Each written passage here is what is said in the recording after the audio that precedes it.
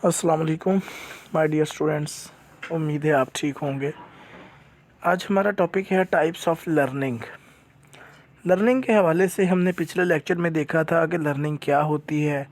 Learning की definition को हमने बड़े डिटेल से देखा था और उसके बाद हमने लर्निंग की टाइप्स भी देखी थी, लेकिन बहुत शॉर्ट वे में, या यूँ कह लें कि हमने लर्निंग की टाइप्स के सिर्फ नाम पढ़े थे। लेकिन आज हम लर्निंग की टाइप्स को बड़े डिटेल में एक एक करके पढ़ेंगे। उससे पहले कि मैं लेक्चर स्टार्ट करूं, आपसे गुजारिश है कि अगर आप हमारे चैनल पर न्यू हैं तो बराए मेहरबानी हमारा चैनल सब्सक्राइब कर लें और बेल के आइकन को प्रेस कर दें ताकि आपको हमारी आने वाली तमाम नई वीडियोस का नोटिफिकेशन मिल सके। तो चलिए अपना लेक्चर स्टार्ट करते हैं। और हाँ, आपसे रिक्वेस्ट है कि अगर वीडियो अच्छी लगे और लगे कि आपके नॉलेज में इजाफ़ा हुआ है तो इसको लाइक कर दीजिएगा और शेयर भी कर लें ताकि दूसरों तक भी ये पहुँच जाए। जैसा कि आपने लर्निंग की डेफिनेशन को देखा था कि वो कुछ यूँ थी: learning is a permanent change in persons behaviour through experience. यानी लर्निंग से मुराद आपके किरदार या बिहेवियर में तकरीबन मुस्तकिल तब्दीली है जो उस वक़्त पैदा होती है जब आप किसी चीज़ को एक्सपीरियंस करते हैं। अब सवाल ये पैदा होता है कि कोई भी इंसान किसी भी चीज़ को किस किस तरीके से सीख सकता है। यानी जब हम बात करते हैं लर्निंग की, तो लर्निंग तो डेफिनेशन तो आपने देखने का, लर्निंग का मतलब होता है सीखना, कि आपके किरदार में परमानेंट तब्दीली आ जाती है जब आप किसी चीज़ को एक्सपीरियंस करते हैं, किसी से मिलते हैं। लेकिन कौन कौन से तरीके हैं जिनके थ्रू आप किसी चीज़ को सीख सकते हैं? कैसे एक्सपीरियंस, यानी कि किस किस तरह एक्सपीरियंस कर सकते हैं? साइकोलॉजी में 3-4 तरीके बताए गए हैं जिनकी मदद से इंसान कुछ भी सीखता है। इन तरीक़ों को हम मेथड्स ऑफ लर्निंग या टाइप्स ऑफ लर्निंग कहते हैं, जो कि मंदरजा ज़ैल हैं। सबसे पहला तरीका जो है वो बड़ा फेमस तरीका है, that is called classical conditioning. Second is operant conditioning and third one is observational learning. Let me explain all these types of learning one by one. So we will start from classical conditioning right now. Conditioning से मुराद होती है कि जब कोई दो stimuli या stimulus इकट्ठे कर दिए जाते हैं और फिर रिस्पांस क्रिएट होता है। यानी दो स्टिमुलस जो हैं वो आप इकट्ठे प्रेजेंट करेंगे, उन दोनों के दरमियान में एसोसिएशन होगी और जो फ़र्द है जिसको आप लर्न करवा रहे हैं वो उन दोनों के इकट्ठे होने पर जो है वो अपना बिहेवियर शो करेगा। उसकी बहुत सी सादा मिसाल से वजाहत कर देता हूँ कि फ़र्ज़ करें आप क्लास में मौजूद हैं और आपके टीचर क्लास में आते हैं और आते ही आपको डांटना शुरू कर देते हैं, जिसके नतीजे में आप खौफज़दा हो जाते हैं। इसके बाद दूसरे दिन भी ऐसा ही होता है, तीसरे दिन भी ऐसा ही होता है, चौथे दिन भी ऐसा ही होता है। टीचर क्लास में आते हैं और आते ही डांटना शुरू कर देते हैं, फिर खौफ पैदा हो जाएगा। हत्ता कि 7-8 बार जब ऐसा होगा तो आपके अंदर एक मुस्तकिल खौफ क्रिएट हो जाएगा, क्योंकि जैसा कि मैंने पहले बताया कि दो चीज़ें इकट्ठी करके जब एक रिस्पॉन्स बनाया जाता है तो उसे कंडीशनिंग कहते हैं। अब इस मिसाल में वो चीज़ें क्या थी? पहली चीज़ जो थी वो थी आपके टीचर आए, और दूसरी चीज़ क्या थी? उनका डांटना। टीचर आए और उन्होंने आकर डांटा। ये दो चीज़ें जो हैं वो मिक्स कर दी गई, इनके दरमियान में एसोसिएशन कायम की गई, और एसोसिएशन कायम होने से आपके अंदर उस एसोसिएशन की वजह से जो रिस्पांस क्रिएट हुआ वो था खौफ। अब जब 7-8 बार ऐसा होगा तो तालिब इल्म सिर्फ उस्ताद के क्लास में दाखिल होने पर ही खौफज़दा हो जाएगा। अब देखें, पहले उस्ताद आया, उसने डांटा और आप खौफज़दा हुए, फिर उस्ताद आया, उसने डांटा और आप खौफज़दा हुए। 7-8 बार ऐसा हुआ। अब आपके माइंड में ये बात बैठ गई कि जैसे ही उस्ताद आएगा तो वो डांटेगा और आप खौफज़दा हो जाएंगे। अब जैसे ही आप उस्ताद देखेंगे, फ़ौरन से वो ना भी डांटे तो आपके माइंड में जो आपका एक ब्रेन सिस्टम है उसके अंदर जो एक स्कीमा बन चुका है वो फ़ौरन से एक्टिवेट हो जाएगा आपका ब्रेन।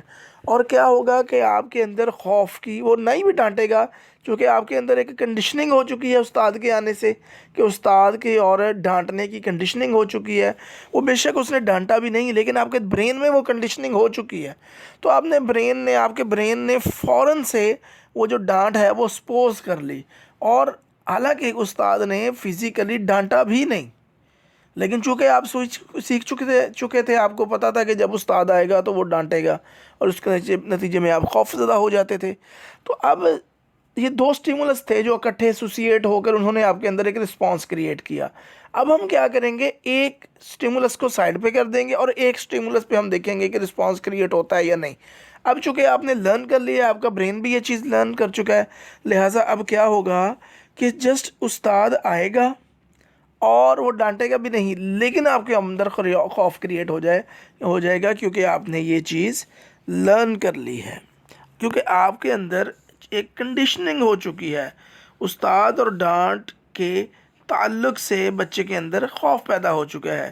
पहले ये जो मैंने आपको एसोसिएशन की डेफिनेशन, एक एक्यूशन समझ लें, एक जो हमने क्वेश्चन बनाई थी वो कुछ यूँ थी, उस्ताद प्लस डांटना इज़ इक्वल टू खौफ। ठीक है जी, टीचर प्लस डांट डपट इज इक्वल टू फियर। और अब क्या होगा, उस्ताद यानी teacher is equal to fear, यानी कि आपने लर्न कर लिया है। आप जैसे ही उस्ताद को देखेंगे आपके अंदर जो है वो खौफ क्रिएट हो जाएगा। इसे कहते हैं जी कंडीशनिंग। बच्चा कंडीशनिंग के ज़रिए बहुत सारी चीज़ें सीखता है, इससे क्लासिकल कंडीशनिंग भी कहा जाता है।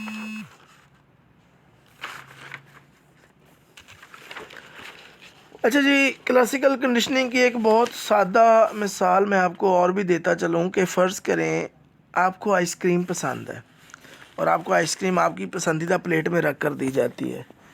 आप जब भी इस प्लेट को देखते हैं तो फ़ौरन समझ जाते हैं कि आइसक्रीम आ गई है।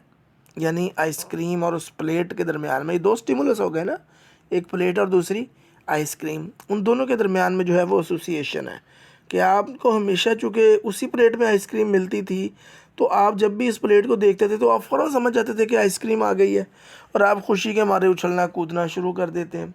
कुछ दिनों तक तो ऐसा ही चलता रहा। फिर एक दिन आपकी वालदा ने आपको इस प्लेट में आइसक्रीम की बजाय सैंडविच रख के दे दिया। लेकिन जैसे ही वो प्लेट आपके सामने आई तो आप इस प्लेट को देखकर उछलना कूदना शुरू हो गए, हालांकि उस प्लेट में तो सैंडविच था। असल में आपके दिमाग में इस प्लेट और आइसक्रीम के दरमियान में एक ताल्लुक़ कायम हो गया था, जिसे हम एसोसिएशन या कंडीशनिंग कहते हैं। जैसे ही प्लेट देखी आपको लगा कि आइसक्रीम आ गई है, क्योंकि आपने कंडीशनिंग के थ्रू ये सीख लिया था कि इस प्लेट में आइसक्रीम ही आती है। लिहाजा जैसे ही प्लेट आई, आपने सिर्फ प्लेट देखकर, आपको आइसक्रीम नज़र भी नहीं आई, आपने सिर्फ प्लेट देखकर उछलना कूदना शुरू कर दिया। This is called classical conditioning. Now the question is that how this type of conditioning where from it comes. किसने ये कॉन्सेप्ट दिया था, कहाँ से ये आई थे, तो वो भी I will explain you people. बहुत पहले की बात है, एक रशियन या रूसी फिजियोलॉजिस्ट अपनी लेबॉर्ट्री में कुत्ते के डाइजेस्टिव सिस्टम पर तजर्बात कर रहा था। उसने नोट किया कि जब कुत्ते के लिए खाना लाने वाला शख्स कमरे में दाखिल होता है तो उसे देखकर कुत्ते के मुंह में पानी आ जाता है। पावलोव बहुत हैरान हुआ कि ये क्या माजरा है भाई। जब उसने इस पर सोच विचार शुरू की तो वो इस नतीजे पर पहुंचा कि कुत्ते ने इस शख्स की आमद, उसकी एंट्रेंस, उसके पाँव की आवाज़ और ख़ुराक के दरमियान एसोसिएशन कायम कर ली या कंडीशनिंग कायम कर ली है, और ये सीख लिया है कि जैसे ही शख्स, वो वाला शख्स आएगा तो उसे खाना मिलेगा। इसीलिए इस शख्स को देखते ही कुत्ते के मुंह में पानी आ जाता था।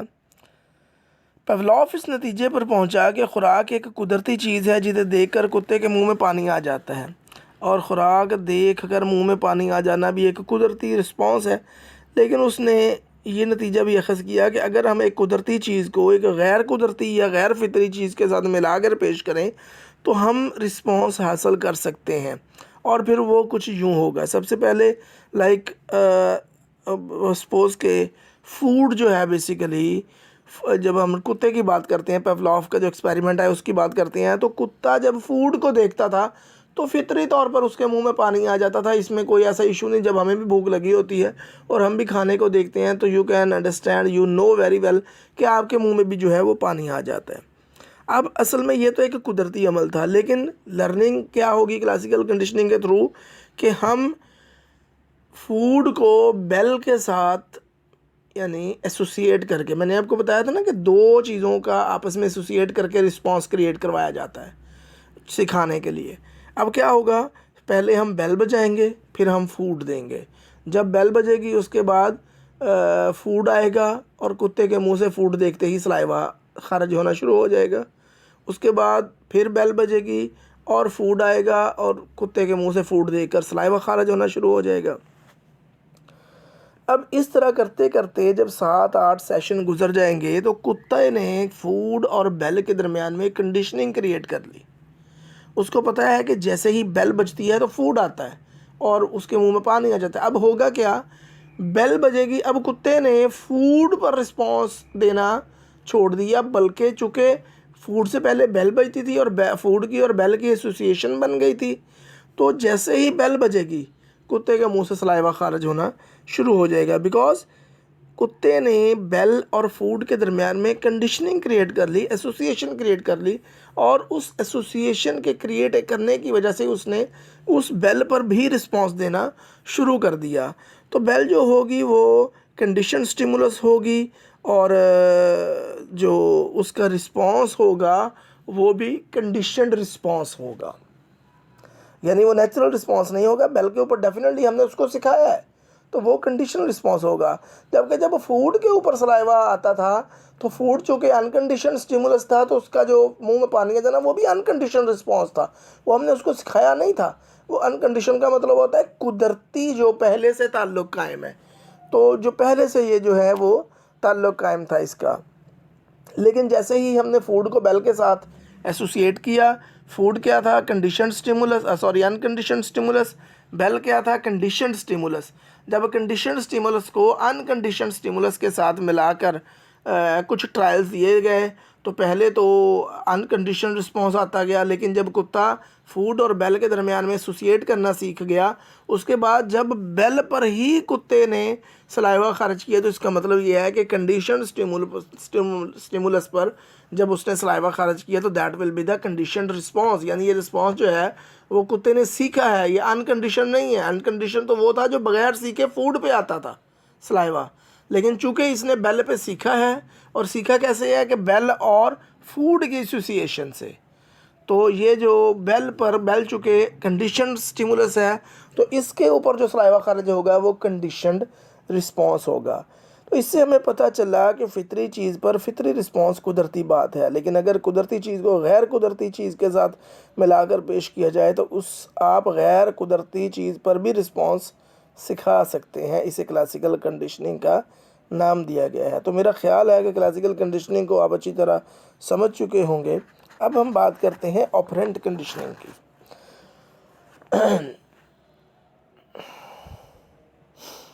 ऑपरेंट कंडीशनिंग को इंस्ट्रूमेंटल लर्निंग भी कहा जाता है, और ये तरीका B.F. स्किनर ने 20वीं सदी में मुतारफ़ करवाया था। उसने कहा इसमें किसी भी बिहेवियर के करने या ना करने का दारोमदार उसके नतीजे पे होता है। यानी आप जो काम करते हैं आप उस काम के नतीजे या कॉन्सिक्वेंस के ज़रिए सीख जाते हैं कि ये काम करना है या नहीं करना। मसलन एक तजर्बे में देखा गया कि जब परिंदा सब्ज़ लाइट पर चोंच मारता तो उसे खाने की चीज़ मिलती, और जब वो सुर्ख लाइट पर चोंच मारता तो उसे बिजली का झटका लगता। इससे वो सीख गया कि उसे सब्ज़ लाइट पर चोंच मारना है और सुर्ख लाइट से ग्रेज करना है, अवॉइड करना है, या सुर्ख लाइट को अवॉइड करना है। माय डियर स्टूडेंट्स, लर्निंग का ये तरीका सिर्फ जानवरों के साथ ही नहीं बल्कि इंसानों को सिखाने के लिए और ख़ास तौर पर स्कूल के बच्चों को सिखाने के लिए तो क्लासरूम्स में बहुत ज़्यादा इस्तेमाल किया जाता है। B.F. स्किनर को ऑपरेंट कंडीशनिंग का बानी भी तस्वर किया जाता है। स्किनर के मुताबिक जिस किरदार या बिहेवियर को करने के बाद खुशगवार इनाम मिले वो बिहेवियर बार बार किया जाता है। स्किनर ने इस इनाम के लिए रीइंफोर्समेंट की टर्म का इस्तेमाल किया। उसने कहा कि जिस किरदार या काम के बाद रीइंफोर्समेंट दी जाए वो किरदार या वो बिहेवियर या वो काम स्ट्रेंथन हो जाता है, पुख्ता हो जाता है, और जिस बिहेवियर के बाद या जो काम करने के बाद रीइंफोर्समेंट ना दी जाए वो पुख्ता नहीं होता। स्किनर ने 1948 में जानवरों ख़ास तौर पर कबूतर का इस्तेमाल करते हुए ऑपरेंट कंडीशनिंग का मुतालिया किया। स्किनर ने अपने तजर्बात के लिए एक बॉक्स बनाया जिसे स्किनर बॉक्स का नाम दिया गया और इस स्किनर बॉक्स को ऑपरेंट कंडीशनिंग चैम्बर भी कहा जाता है। स्किनर ने इस बॉक्स को इस्तेमाल करते हुए ऑपरेंट कंडीशनिंग पर तजर्बात किए। एक सिंपल तजर्बा में स्किनर एक रैट को यानी चूहे को स्किनर बॉक्स में डालता है। स्किनर बॉक्स में एक लीवर और 2 लाइट्स लगी हुई होती हैं। दोनों लाइट्स बारी बारी ऑन ऑफ होती रहती हैं।